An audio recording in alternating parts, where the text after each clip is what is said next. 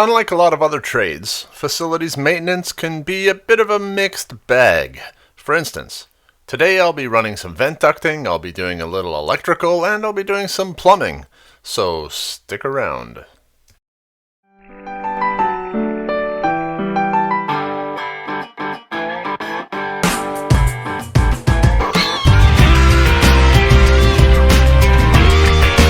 Buckle up for safety as I give you a day in the life of facilities maintenance.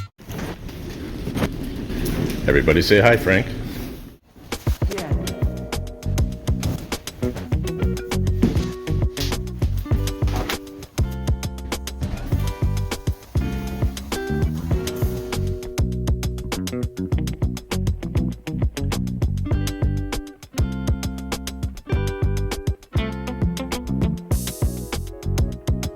Good morning! I'm coming to you live today from the girls' bathroom at the fort, where I will be installing a washer and dryer in the back custodial janitor room here. All this business on the floor is everything I had to clear out of the room in order to do the job. The other stuff are my tools and materials. Now I just have to map out how things are going to go. Because it's essentially a temporary installation, it only needs to be here for a year. I was hoping to run the drain pipe down the wall there and come around to the sink and not plumb it under the building, but because the hot water tank is tight against the wall over here, it doesn't look like I'm going to be able to do that. Although I was excited to discover a receptacle right there. So the washer, I do need to tap into the electrical panel to put in a dryer plug, but that won't be too difficult. But now as I'm thinking about that, I'm realizing I need to go back to my shop/office and grab one or two more tools. I need a multi-tool to cut into the drywall. I'm also realizing that I need some clamperoos for the piping. That I'm going to tee off the hot water and the cold water right here and run across to a laundry box. And because laundry boxes are generally installed in a wall and I'm surface mounting things, I built this little guy right here that I will surface mount. So this is our little homemade laundry box. Yeah, so got enough to start getting busy anyway. Gotta drill some holes, put a vent in the wall. Yep, okay, away we go. I do have to be very careful here though. I don't know what our custodians have spilt on the floor, but whatever it is, some kind of oil. It is slippery. So the first thing I'm working out is the dryer vent location. And what I'm gonna do is where the vent comes out of the back of the dryer there, I'm measuring it so that I literally can just back the dryer up straight into the vent without the need for any dryer hose that's going to get kinked or bent or anything like that. It's just going to slide right back into position and that'll be done.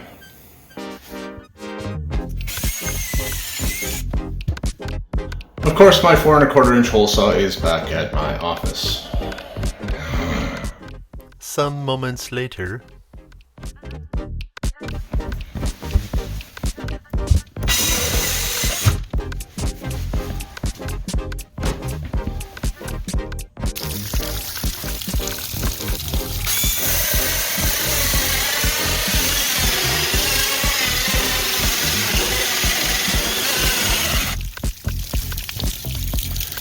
Time for new battery.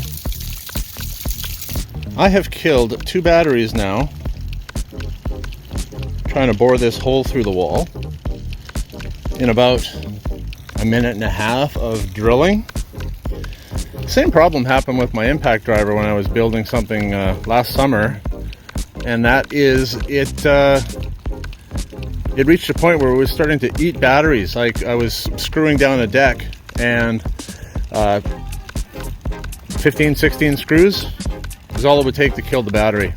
And I think the same thing is happening with this. Notwithstanding that couple of years ago, one of our staff members who was painting here and who shall remain nameless was using this drill mixing paint, and the battery just fell right off the shoe into the bucket of paint.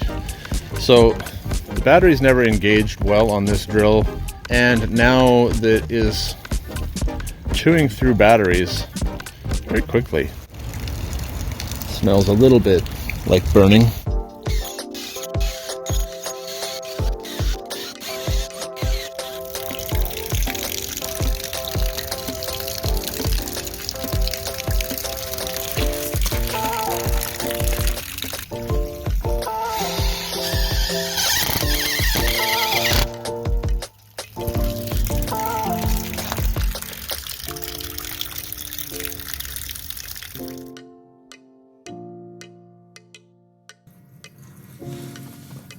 You see where I'm going with this now, yeah?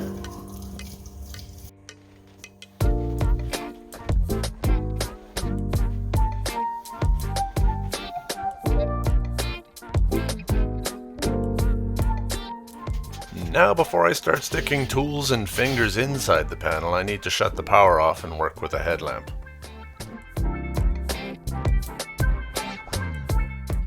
And with the main power now off, what I will be doing is installing a new breaker for the new dryer receptacle.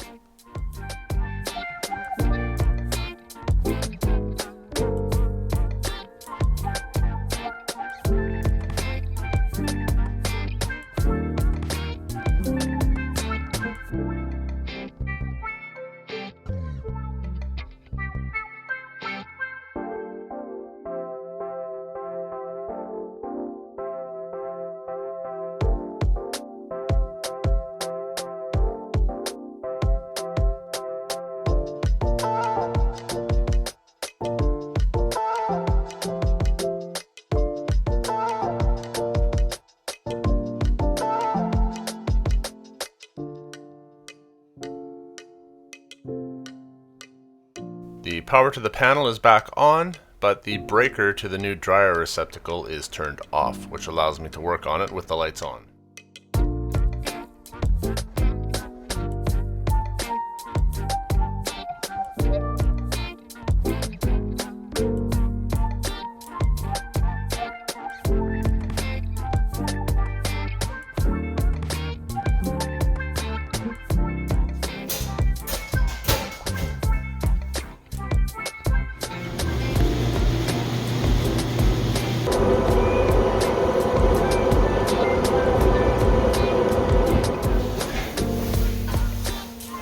Hoping to not have to spend all day at this, but as I said, I've already killed 2 batteries trying to bore a hole in the wall, so I'm gonna have to go and get a different drill because mine is clearly done its time, and I am not at this point I'm going to go and buy another one today. I don't have time to shop today. I'm too busy.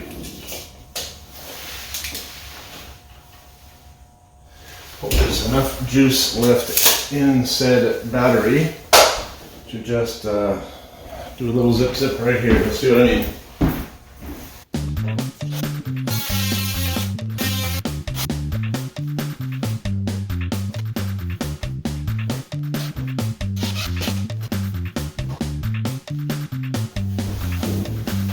Matters to me, okay?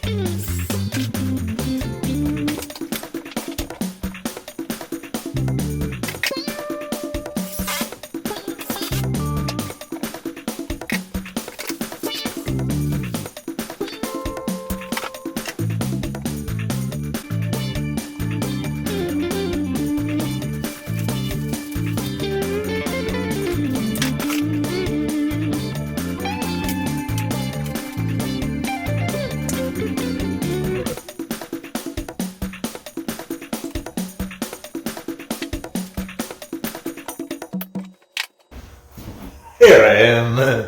Moment of truth. It has arrived. I have reached a point where I can cut into these larger main lines and tee off of those for the washing machine. I'm using an old tool that I found in the drawer when I first started here. And I mean, the advantage of these is that one tool will do all sizes of clamp rings. Correct me if I'm wrong, but I just don't. I was a home inspector for 13 years, and on all the different assemblies that I have inspected, very rarely saw these. But in this application, I am going to use them because I'm not going to go out and purchase a $150 tool for 4 fittings. The challenge now is to cut this off and not make too big of a mess. I've turned the water pressure off, I've let the taps run, everything should be drained. So there's no pressure on these, but as for how big a mess they're going to make, we're going to find out right now.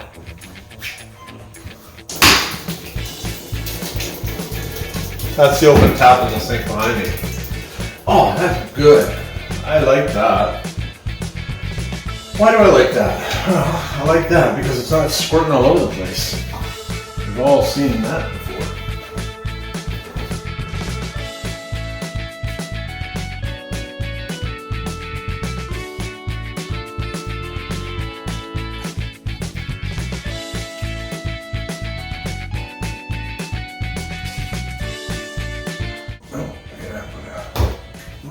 First.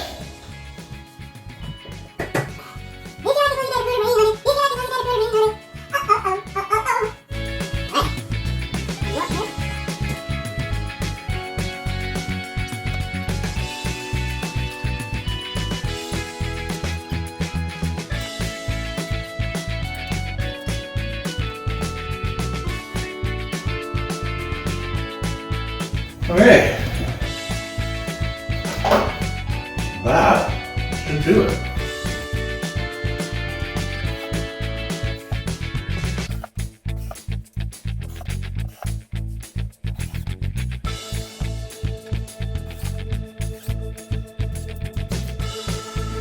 Moment of truth.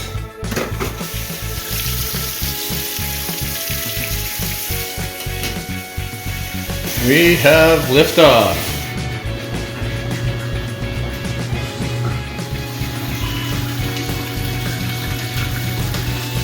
Now, if this were a residential situation, I wouldn't have it drain like this, but in a custodial room where the only people that come into here are people like me or the janitors, and it's draining into a floor level sink way down there, I have no problem with this.